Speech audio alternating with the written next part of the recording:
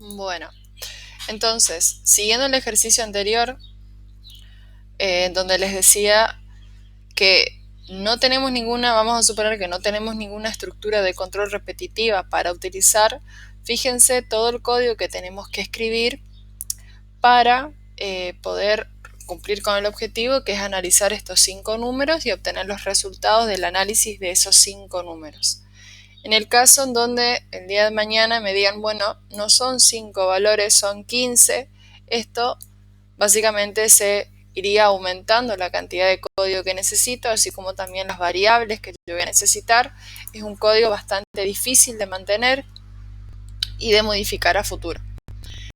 Entonces, ¿qué podríamos hacer para evitar escribir tanto código y tanto código repetido? Fíjense que acá yo tengo 5 lecturas, acá yo tengo 5 análisis de valores negativos, de valores positivos, de múltiplos de 15 y de acumulación de pares. Entonces, ¿cómo podríamos evitar esto? Justamente con una estructura de control repetitiva que es la estructura for. ¿Por qué podría usar la estructura for en este caso? ¿O por qué sería adecuado? Sería adecuado porque yo sé de antemano la cantidad de veces que voy a ejecutar mi código. En este caso, necesito ejecutar 5 veces el código. Es por eso que lo primero que voy a hacer, voy a dejar más debajo este código que está acá, y vamos a empezar a escribir acá debajo de la declaración de definición de variables. Lo primero que tengo que hacer es definir la estructura for.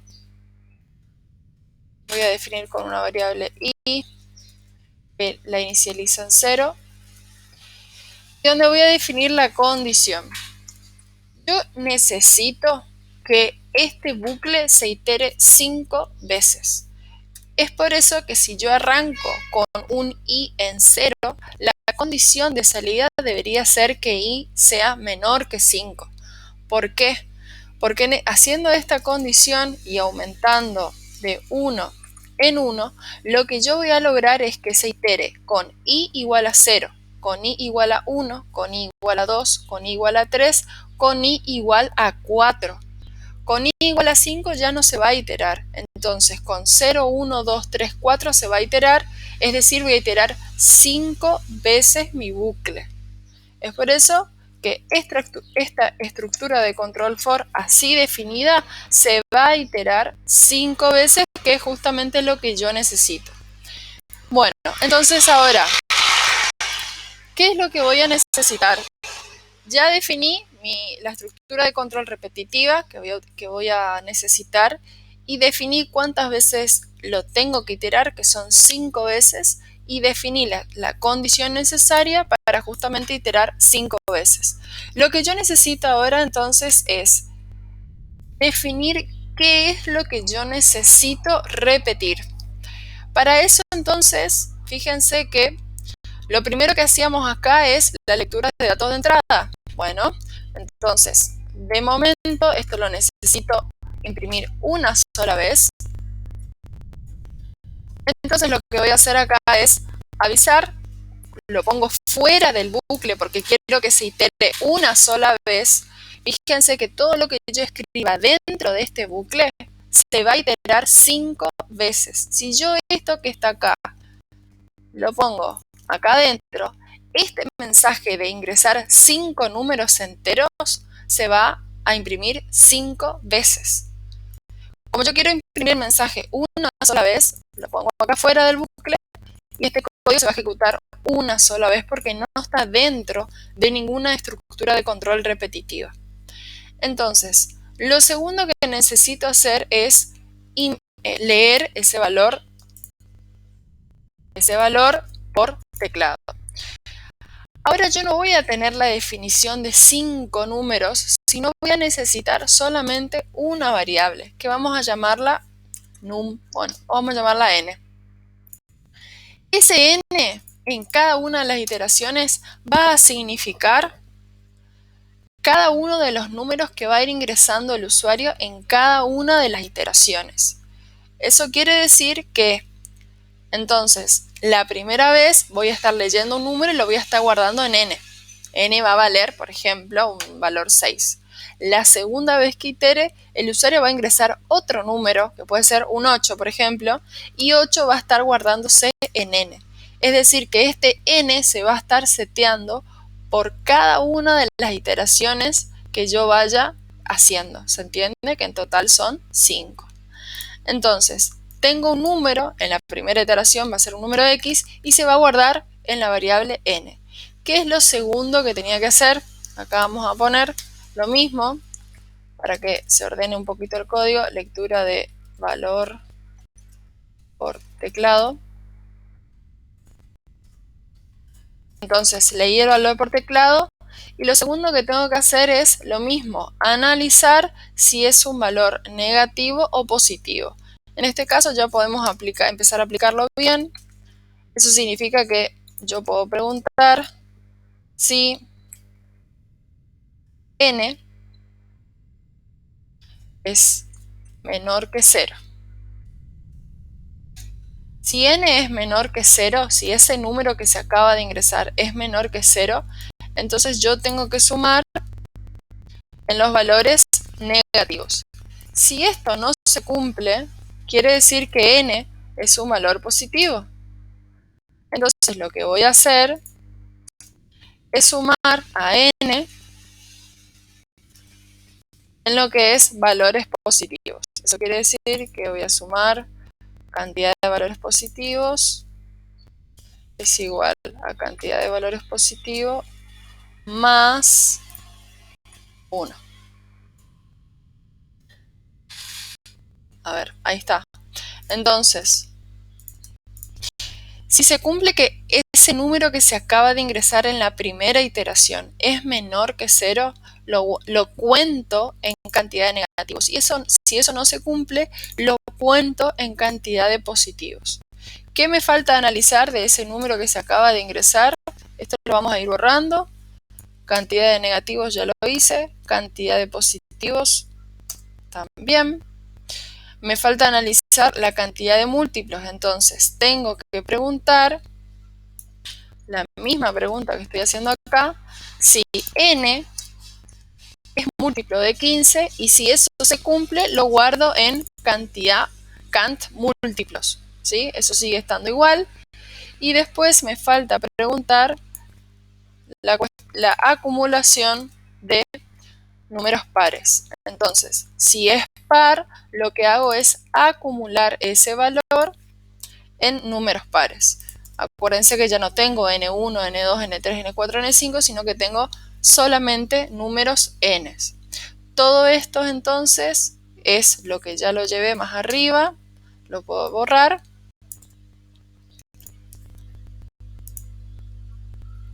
Y acá me queda la estructura for, que cierra acá.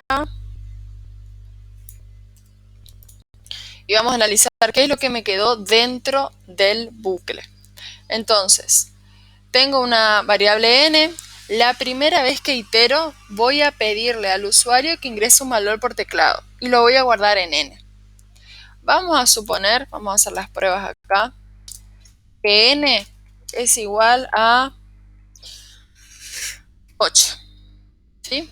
Entonces, leo 8, lo guardo en la variable n, pregunto, ¿8 es menor que 0? No, esto no se cumple, entonces cantidad de positivos que valía 0, ahora va a valer 0 más 1, entonces cantidad de positivos ahora va a valer 1.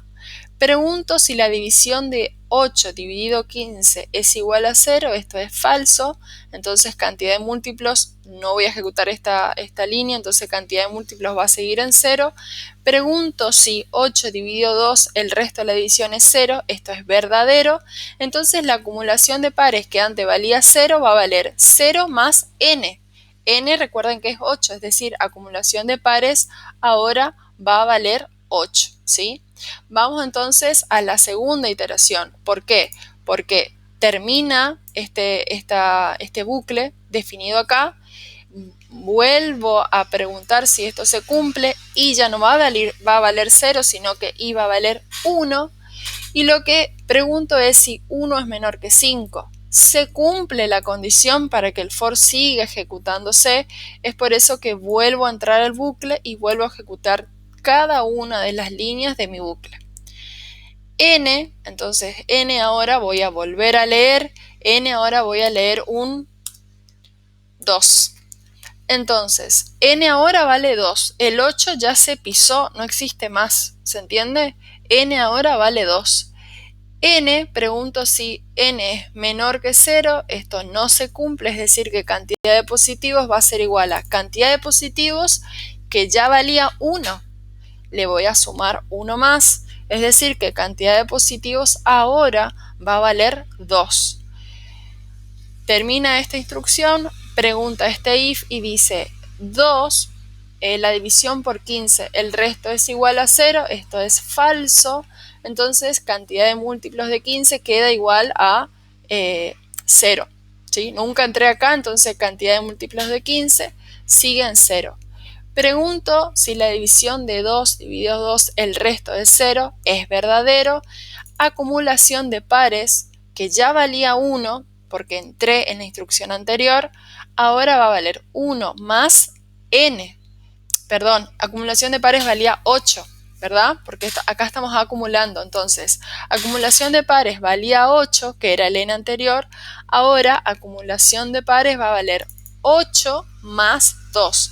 Es decir, que en acumulación de pares voy a tener el número 10 ahora. Y eso está bien, porque como es un acumulador, no es un contador, lo que estoy haciendo es acumular los valores que se va cumpliendo la condición. ¿Cuál condición? Si es un número par. Es decir, que en acumulación de pares tengo un valor 10 porque sumé 8, que es el primer número que ingresó y cumplió con la condición, y sumé un 2, que es el segundo número que ingresó y cumplió con la condición. Vamos entonces a analizar el tercer número. Vamos a hacer de cuenta que acá vamos a ingresar un 15. Entonces, pregunto 15,